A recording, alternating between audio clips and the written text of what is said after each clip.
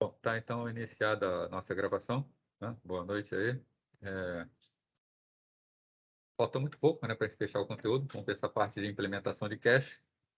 Depois eu vou conversar com vocês, ver se vocês têm alguma dúvida sobre a disciplina, ver algumas questões sobre a prova. Tá? A gente vai encerrar aí o nosso conteúdo. Semana que vem, nesse mesmo horário, a gente começa a realizar a nossa prova. Tá?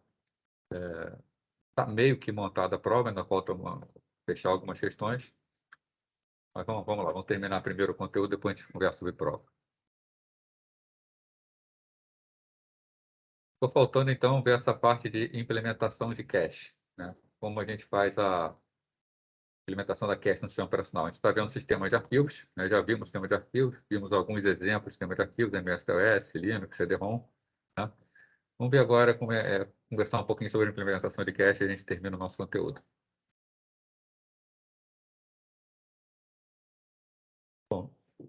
Para que serve a cache, né? O que é a cache? A cache é uma memória que fica um tipo de cache. Um cache é sempre uma memória de acesso mais rápido que fica entre uma consulta que é feita pelo sistema e o acesso que o sistema está querendo fazer, né?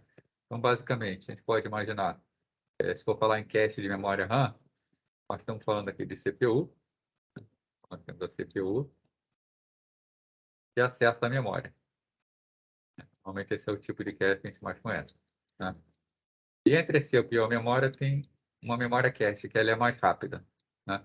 Então, sempre que a CPU faz acesso à memória, essa memória cache está no meio do caminho. Quando a CPU grava alguma coisa na memória, essa coisa fica armazenada na cache, de forma que se no futuro a CPU quiser ler novamente, o dado está lá pronto. Estatisticamente, a chance é alta disso acontecer, né? Da mesma forma, sempre que a CPU lê alguma coisa na memória e está trabalhando essa coisa, sempre que é lido uma célula de memória, a probabilidade de ler as células seguintes também é muito alta, né? Então, enquanto a CPU está processando aquele dado, essas células já são carregadas, pré-carregadas na cache. Então, quando a CPU for fazer o acesso à cache é sempre mais rápido que na memória normal. Se já estiver pronto na cache, o acesso ao sistema é bem mais rápido. Quando a gente fala em disco, a gente tem um funcionamento parecido. Só que a gente não precisa mais falar de CPU, né? A gente está falando de sistema como um todo. Né? Então, está aqui o nosso sistema. E nós temos os discos. Discos são dispositivos lentos, quando comparado com a memória RAM. Então, da mesma forma que existe a cache para a memória RAM, a memória RAM funciona formando uma cache. Desculpa aí. Formando uma cache de processo ao disco. Então, sempre que for ser lido alguma coisa do disco, da mesma forma que o algoritmo da cache, da memória da CPU, da memória RAM, tenta adivinhar o que vai ser lido, a mesma coisa vai acontecer com a cache de disco. Sempre que é lido alguma coisa do disco, esses dados extras ficam armazenados na cache. Tá? Da mesma forma, sempre que uma coisa for ser escrita em disco, essa cache ela pode armazenar temporariamente a informação para só mais tarde efetivamente escrever no disco, né? Com isso, a gente ganha desempenho no sistema. Ainda tem uma outra questão, que discos trabalham com blocos de 512 bytes, né? Sempre vai gravar 512, sempre vai ler 512. Então, se eu quero ler uma informação menor que 512 bytes, essa informação de 512 bytes é toda transferida para cache, e no futuro, quando o sistema pedir o restante, já está na cache. Da mesma forma escrita, se o sistema escrever menos do que 512, a cache vai guardando as informações até completar esse bloco de 512 bytes, quando efetivamente vai acontecer a escrita. Bom, então, estando falado do que é a cache, né, vamos ver aqui esse assunto. Então, o acesso a disco ele é lento quando comparado ao acesso à memória principal. É o que nós temos aqui, né? Isso é um problema para o desempenho do sistema. Então, de forma a minimizar esse problema, a maioria dos sistemas de arquivos implementa uma técnica denominada cache, que é pegar parte da memória RAM e criar um buffer nela processo a disco. Então, o sistema operacional reserva uma área na memória principal para que se tornem disponíveis caches utilizados em operações de acesso ao disco. Sempre que uma operação de entrada e saída é realizada, né? Operação de entrada e saída, troca de informações com o disco. O sistema primeiro verifica se a informação desejada já se encontra na cache, né? Caso esteja disponível, não será necessário acesso ao disco. Essa informação pode ser lida direto da memória, né? Agora, caso o bloco requisitado não se encontre lá na memória cache, né, a operação tem que ser realizada. que ela for realizada, a cache será atualizada, né? Agora, existe uma limitação do tamanho da cache. A memória RAM, por si só, ela já é menor que um disco. Uma parte da memória RAM, que é uma pequena parte que ela pega para cache, menor ainda.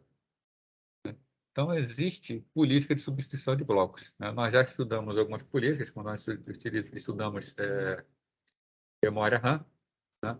E normalmente a política que se usa é essa política last recently used, é menos usada recentemente, onde aqueles dados que foram menos usados recentemente, e todos estão disponíveis na memória cache, vão ser escolhidos para sair, para dar lugar a dados novos.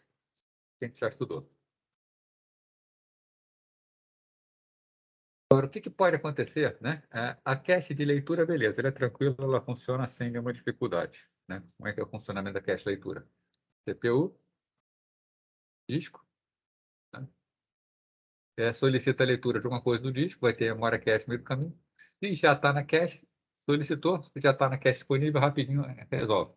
Agora, se não está na cache, solicita, não está na cache, a cache acessa o disco, né? O disco traz os dados para a cache, esses dados são entregues para o sistema. O disco ele pode trazer dados a mais, de forma que no futuro, quando você pedir mais informação, essa informação já se encontra na cache. Então, para leitura, tudo bem. E a cache de gravação, como ela funciona? Né? A cache para gravação também visa aumentar o desempenho do sistema. Então, no caso da gravação, nós temos CPU e disco. Queremos gravar alguma coisa no disco. Tem a memória cache. Essa coisa vai ser gravada e vai passar pela memória cache. E da memória cache vai para o disco. Tá? A questão é, quando que vai para o disco essa informação? Tá? Então, nós temos diferentes formas de lidar com isso. Né? Uma forma é, assim que grava na cache a informação, tá? Gravar diretamente a informação no disco. Outra forma é, deixa a informação na cache e quando o sistema estiver mais leve, essa informação é gravada no disco de forma a não prejudicar o desempenho do sistema. Né? Bom, de qualquer forma, né? De qualquer forma, se o bloco de dados permanecer por muito tempo na memória cache, ele não for logo ser carregado para o disco, e se a gente tiver problemas de energia, e o no-break pifar, por exemplo, essa informação que o sistema considera salva no disco, ela se perdeu, uma vez que a cache ficou guardando a informação para ela e não chegou a gravar. Né? Então, tem duas maneiras de tratar esse problema. Né? Primeiro, o sistema operacional possui uma rotina que executa periodicamente, atualizando em disco todos os blocos modificados no cache. Né? Então, realiza imediatamente uma atualização no disco sempre que um bloco do cache for modificado. Então, o sistema operacional gravou no disco, imediatamente, desculpa, o sistema operacional gravou na cache, imediatamente a informação é gravada no disco. Nós dizemos que essa operação é chamada write-through, né? É o tipo de técnica implementada por padrão, por exemplo, no sistema operacional Windows. Né? No Windows, quando você manda gravar a informação, por segurança, a informação é gravada direto no disco. Fica na cache uma cópia, mas vai imediatamente para o disco. Né?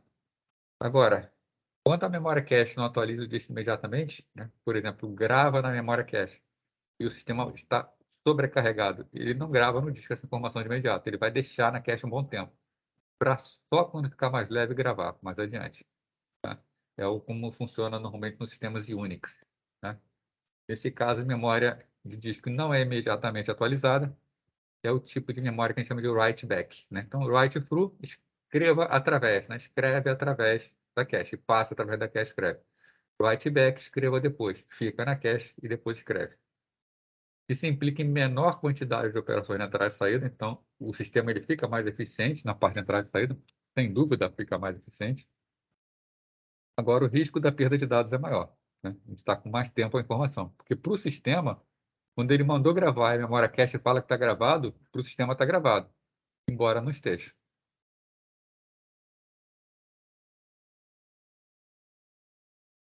Bom, pessoal, então, isso aqui é o que tinha faltado a gente ver o conteúdo na nossa disciplina. Né?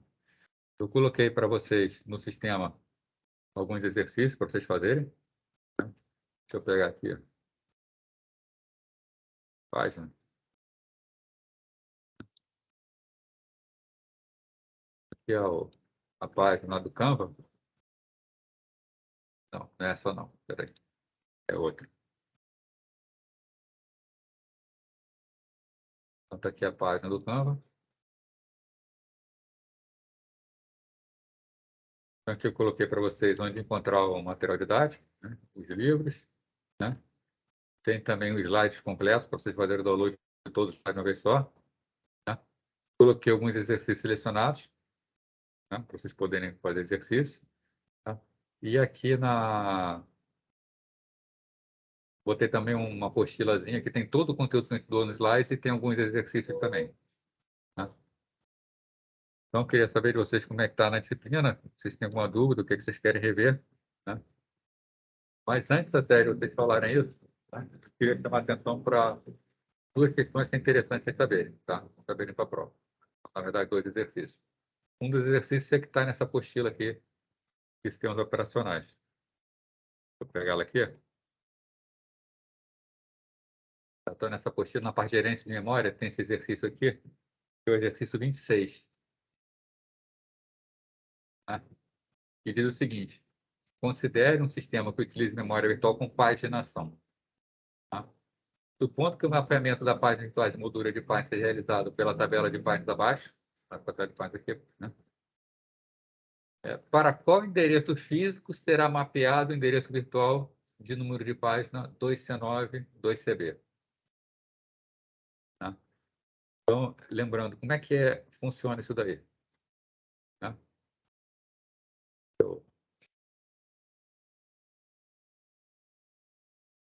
Aqui,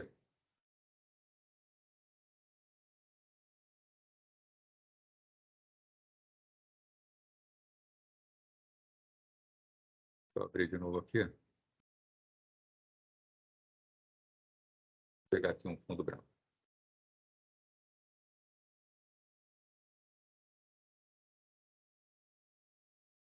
Vou levar uma surrinha aqui, mas vou conseguir. Tá. Nós vimos que o que é uma memória paginada? Uma memória paginada é uma memória que a memória RAM é dividida em páginas. Deixa eu botar aqui para ver poder acompanhar o chat se precisar. Memória RAM ela é dividida em páginas. Todas essas páginas têm o mesmo tamanho. Né? Aqui, na verdade, é a memória virtual. Né? E nós temos a memória RAM, que ela é menor que a memória virtual. Então, todas elas divididas em páginas têm o mesmo tamanho. Né? Um programa ele é carregado na memória virtual. E esse programa, algumas páginas vão estar na memória RAM, memória principal. Né? Então, algumas páginas na memória RAM, outras páginas vão estar carregadas em disco. Você viu que era o funcionamento da memória virtual. Né? E como era feito o mapeamento? Né? Quando acessava, por exemplo, tentava acessar uma região dessa página aqui. Essa página não está carregada na memória virtual, ela está carregada em disco. Isso aqui representa uma falha de página. A falha de página ela não vem a ser um erro. Né? A falha de página é uma característica quando a página não está pronta para ser carregada. O que o sistema operacional faz? Ele tentou acessar essa página, ele pega uma página que está em disco, né? Vê um local para colocá-la na memória RAM e carrega ela na memória RAM. Beleza. Então, essa página agora está carregada na memória RAM. Como é feito o mapeamento disso? Tá? O endereço que nós temos é o endereço da memória virtual. Tá? Aí, Matheus, eu estou começando a fazer alguns exercícios com o pessoal agora, Matheus. Tá? A gente terminou a disciplina que foi rapidinho. Então, a gente tem um endereço. Esse endereço da memória virtual está dentro dessa página e está carregado numa certa página de memória real. Bom, quando a gente usa paginação, o endereço endereço de memória, ele é dado por um número de página. Esse número de página identifica qual é a página virtual na qual o processo está, o endereço está, no caso, essa página aqui, e um deslocamento dentro dessa página. Tá?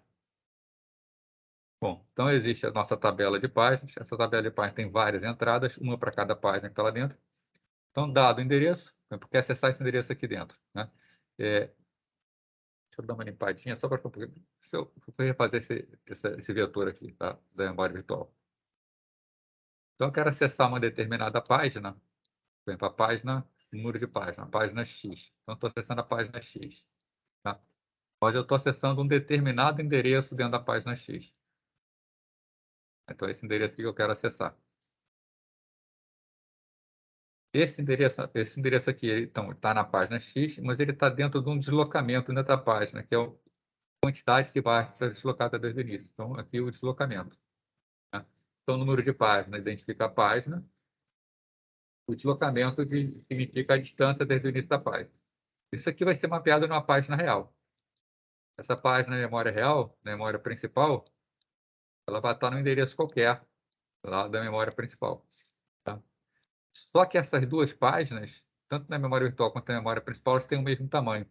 Então, esse deslocamento, que no caso, tá, é D, ele é o mesmo, tanto na memória virtual quanto na memória real. Tá? Então, a posição que quer encontrar nessa página ela tem o mesmo deslocamento, o mesmo valor D. Então, para fazer o mapeamento, como é feito? A gente pega o número de páginas, esse número de páginas a gente entra na tabela de páginas. Pela tabela de páginas, a gente tira o endereço base da página na memória real. Né? Então, esse endereço base é o endereço do início. Né? Então, daqui só é o endereço base. Esse endereço base que nós temos que somar com o deslocamento, para poder dar o deslocamento lá dentro. Com essa soma, a gente vai ter o endereço real. É assim que é determinado o endereço, quando é feita a tradução de endereço. Então, voltando lá à questão, para ela aqui, está perguntando aqui, considere um sistema que utilize memória virtual com paginação, supondo que o mapeamento das páginas virtuais modulo de base seja realizado pela tabela de mais abaixo. Qual é o endereço virtual? É o endereço 2C9 2CB. Deixa eu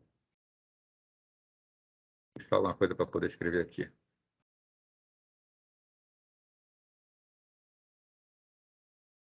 Professor, boa noite. Boa noite. Eu tenho uma dúvida.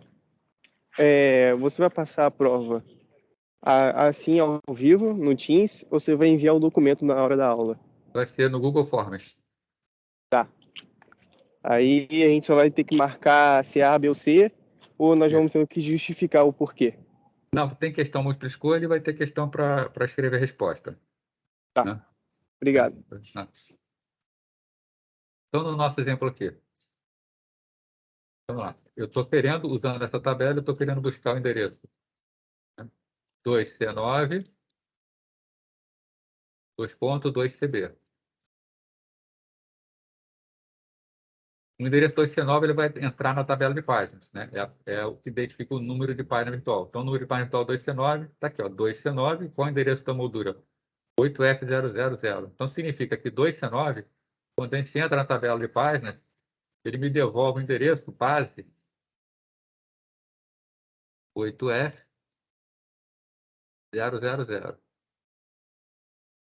Então, isso aqui, né, repetindo, número de página virtual me traz o endereço base. Eu tenho que pegar e somar esse endereço base 2CB. Então, 8F mais 2CB. Qual é o endereço da memória real? O endereço da memória real vai ser 8F 2CB.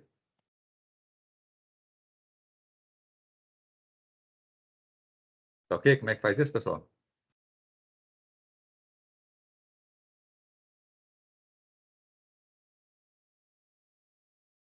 Tudo bem? Então, não manifestar deve estar, né?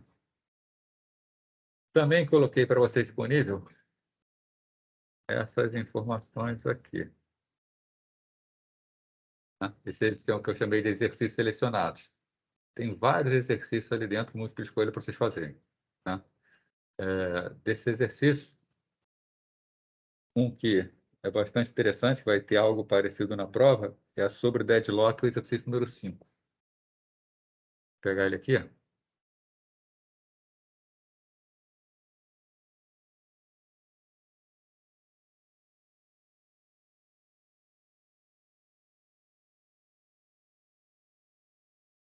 Então, questões sobre deadlock. Por exemplo, questão 9. Tá?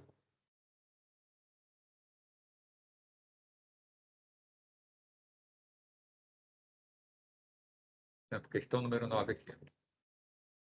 Tá? O que é um deadlock?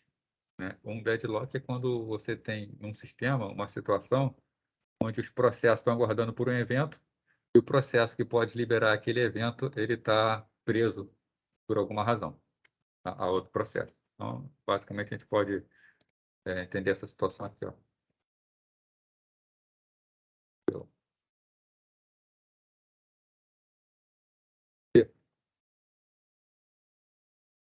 Você pode entender pelo seguinte, você tem um processo 1, esse processo 1, ele tem o recurso A.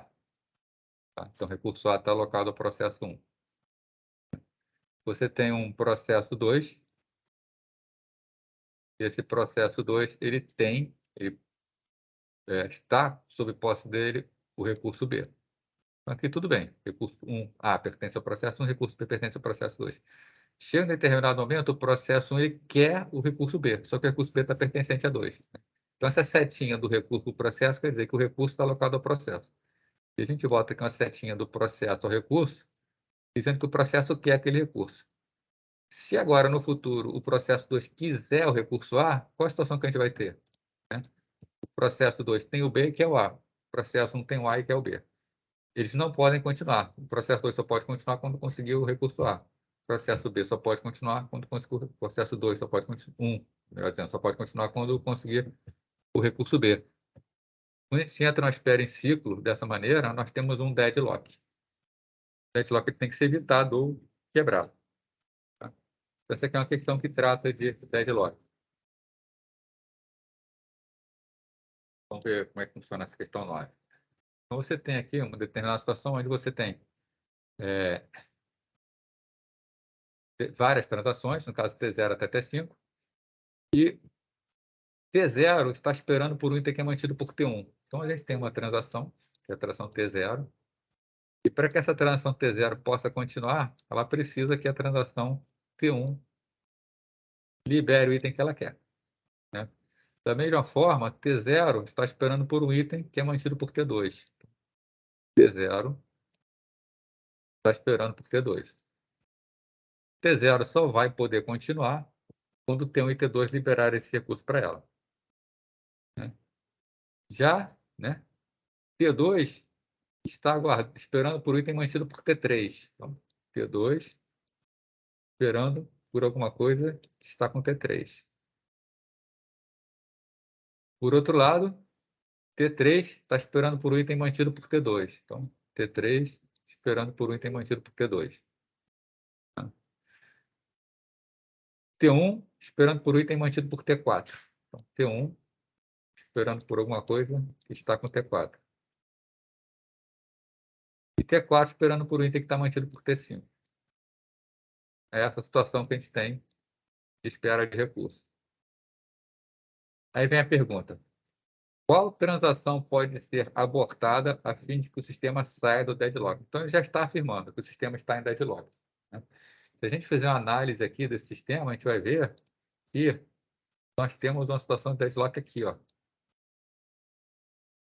entre T2 e T3. Porque T2 está guardando um recurso que pertence a T3 e T3 está guardando por um recurso para T2. Tá? Isso não tem mais nenhum outro deadlock, né? Porque ó, T4 aguarda por um recurso que está com T5. Se T5 terminar, T4 pode continuar o processo dele. T4 terminando, T1 continua. E T1 pode terminar também tranquilamente. Então, esse aspecto aqui do lado de cá, T1, T4, T5, está tudo resolvido. Então, os processos que restam são os processos T0, T2 e T3. T0 aguarda por T2. Eliminar o processo T0 não vai resolver o problema do deadlock. Tá?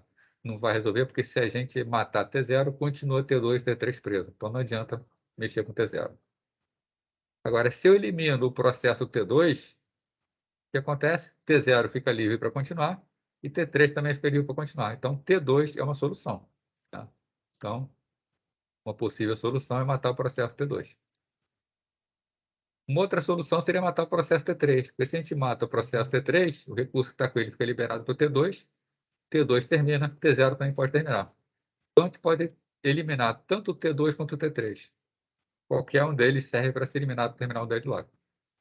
Se olhar nas opções, não tem opção para T2, mas tem opção para T3. Então, a resposta, letra C, tá? Eliminando o processo T3, a gente tem acesso. Entendido como é que funciona isso aí?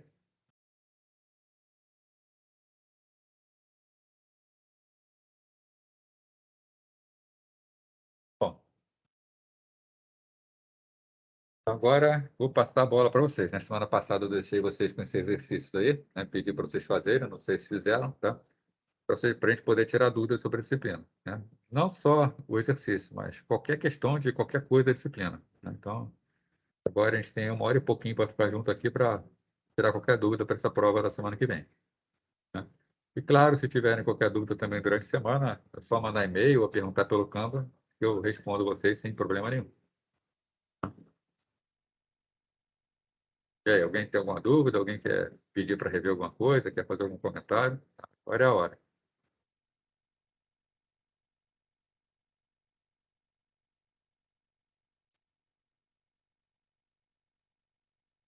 Não? Tá tudo tranquilo assim?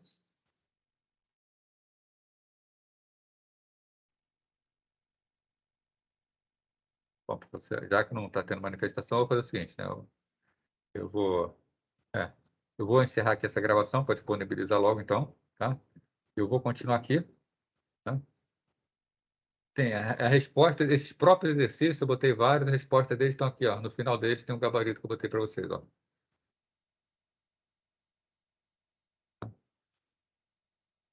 Então, tem vários exercícios lá, tá? Sobre os vários assuntos da disciplina, tá? Eu pedi para vocês, então, irem estudando essa semana e, tendo dúvida, vai perguntando, tá?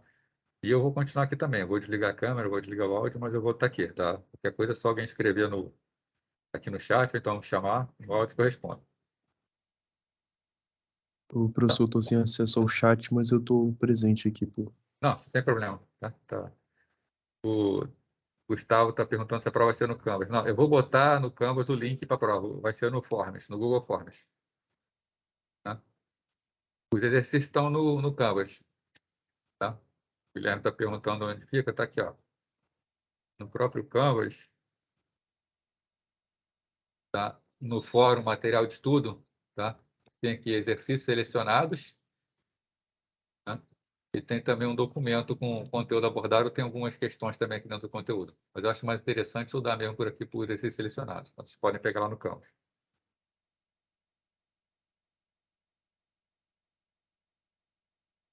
Isso, no dia eu vou colocar o link lá no fórum.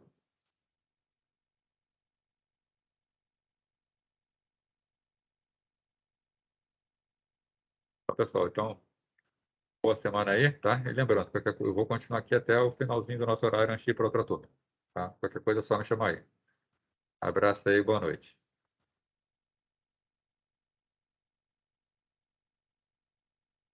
Prova semana que vem, turma. Todas as provas na semana que vem. Segunda-feira que vem já começa as provas.